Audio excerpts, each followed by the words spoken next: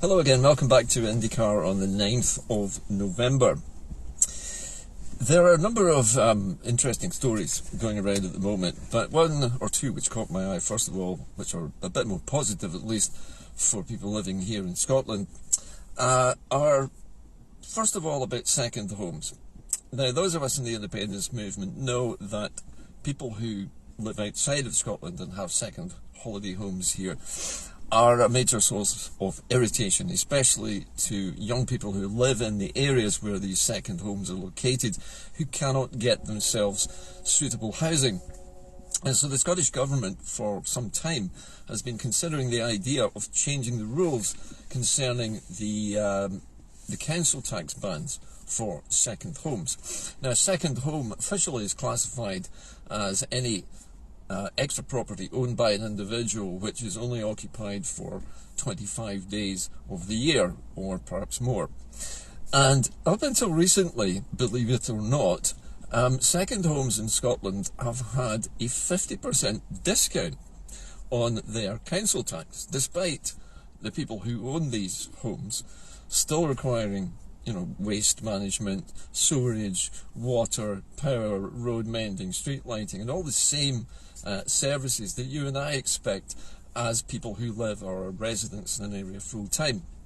Now, quite apart from the problems that second homes pose for young people living in certain areas, it has also caused, to some extent, in certain more rural locations, an exodus of young talent.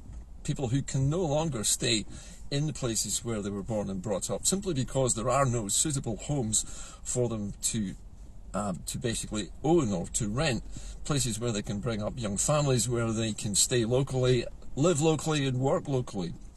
And so this issue of second homes has been a thorny one for a long, long time. So the Scottish Government's plans are to give powers to local authorities to charge a premium rate for council tax for those people who have second homes in their locations. Now, a premium rate would be defined as anything up to twice the normal rate of council tax. And it has many benefits. First of all, it will discourage people from buying second homes in these rural communities, and that would free up housing stock for people to have, shall we say, lifetime homes that they can live in, raise families in, and perhaps leave when they die to their offspring. And that helps to cement the local population in place and allows young people to find a footing on the property ladder. So that's the first benefit. It discourages people from buying these homes if it's going to cost them more in council tax than it would do for them for their first home. The second thing I think that this does is it also raises more money for local authorities who are already cash-strapped when it comes to providing local services.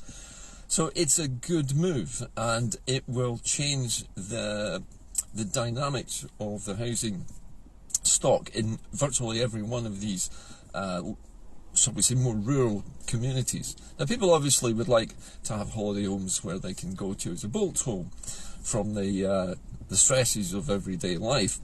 But they do cause problems, and if you speak to anybody who lives in Edinburgh, for example, you'll hear this story frequently, that young people cannot get any kind of housing in their local area because most of it is either rented out to visitors or it is bought second homes for wealthy individuals.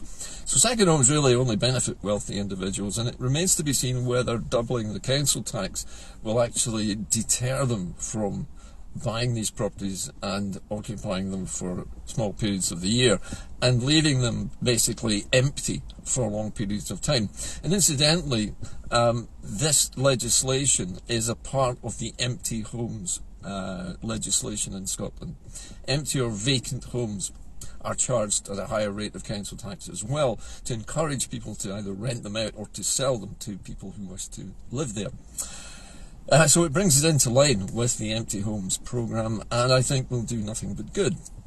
And the second good news item I saw today was a little bit unusual, I think it would be fair to say, and that is that Norwegian Airlines have announced today that the very first tail fin hero, I think they are calling them, which basically means that they're going to put the image of a famous person on the tail fin of one of their big Boeing Dreamliner jets. And the very first person they thought of was Robert Burns, Scotland's national poet, who has a massive following all over the world, and it seems in Norway as well. And they have decided Robert Burns' image is going to adorn this aeroplane.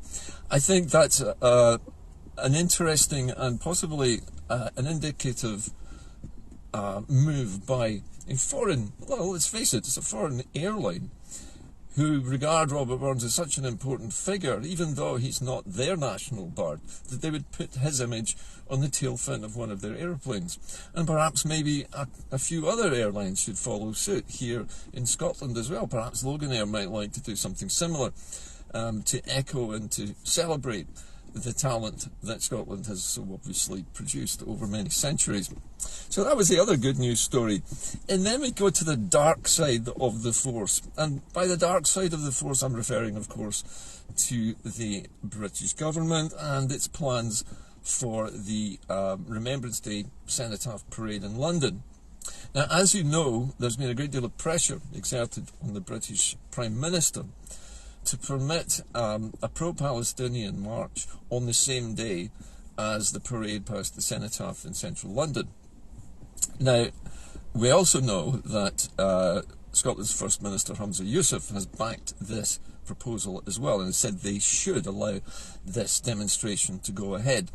And when you think about this, Remembrance Day is the day on which the United Kingdoms are supposed to commemorate the fallen dead of all wars, basically. Originally it started with the First World War, which was meant to be the war to end all wars, and yet we see wars springing up all over the place, most notably in Ukraine and now in Gaza as well. And so I think it is perfectly in keeping with the spirit of the occasion for those people who do want to see a ceasefire in Gaza to make their feelings known on the streets. And so this is now going to go ahead. That, to me, is not the issue here, though. The issue here, and this has been a point made by commentators all over the pages of the internet today, is that people are worried that somebody somewhere in London is going to insert thugs or violent individuals amongst the pro-Palestine demonstrators on this march to cause trouble, to stir up trouble and to make it seem as though pro-Palestinian demonstrators are a violent mob. Now, if that wasn't bad enough, and I suspect that it's entirely possible that might happen, we get further worrying signs from Suella Braverman, who is, of course, the British Home Secretary, who recently penned an article in a British major newspaper, an unauthorised article, which Downing Street never scrutinised, and which the Home Office itself said was never approved by them. So Suella Braverman has put her own opinions out in the newspaper in an unauthorised way without the permission of her own government, and Number 10 has basically said that she is now guilty of insubordination. And in her comments she has suggested that this pro-Palestinian march, if it goes ahead, which it looks like it will, might degenerate into violence. And she expressed the opinion that she doubted that the Metropolitan Police Chief and his officers would be able to adequately contain it and enforce the peace, to keep the peace. Now, this is a very worrying thing for any Home Secretary to come out with, especially when it's an unauthorised article, because it signals, if a signal was necessary, it fires a really huge warning flare that some agent provocateurs are likely to be inserted into this mob, and this is Suella Braverman, or Braverman, whichever you wish to call her, trailing her coat, flying a kite, suggesting that this may happen. Now, her motivations for this article, and I have to be honest here, I haven't read this, I'm only reacting to what other people have said about the article, including the BBC, incidentally, is that it appears to be Suella Braverman is making a play here because if this mob of thugs is inserted into a peaceful demonstration in this way, and violence does start and begins to get out of hand, then Suella Braverman can sit back and say, well, I told you so. I wrote this article and you all criticised me for it, and I was right all along. Personally, I am deeply suspicious of this move by the British Home Secretary. And it comes on a day when other British media, particularly advertising online, were holding a poll asking whether the United Kingdom should withdraw from international law regarding asylum seekers, people who attempt to come into the United Kingdom, either in rubber boats or by other unauthorised or so-called illegal ways, seeking asylum here, because it appears that the British state is trying to set itself up in such a way that anyone from any other place coming to this country, whether they're fleeing a war zone or not, are going to be regarded as the enemy. And this poll, which I actually took part in it because I wanted to see what the result of it was, and I can't verify exactly how this resulting of this poll was achieved, but I said no, we shouldn't withdraw from this.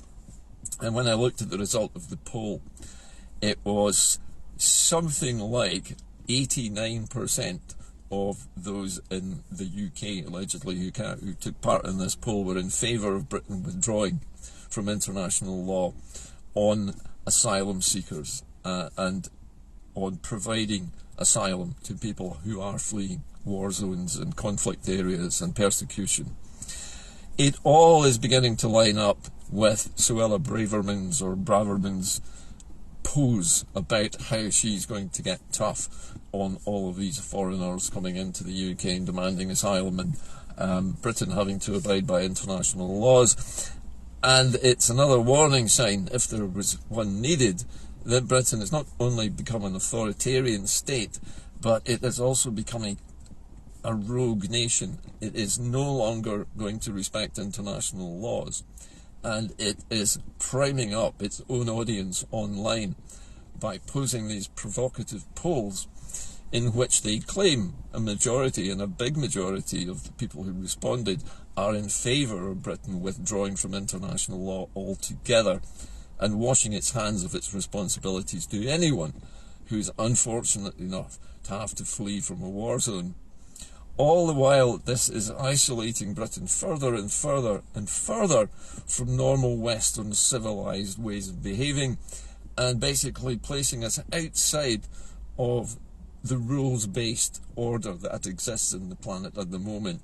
And this again is even more worrying than simply, this group of potential thugs being inserted into a group of peaceful protesters in order to demonise them. But I fear that that's what will happen. The cenotaph, I was going to say celebration, it's not really, is it? It's a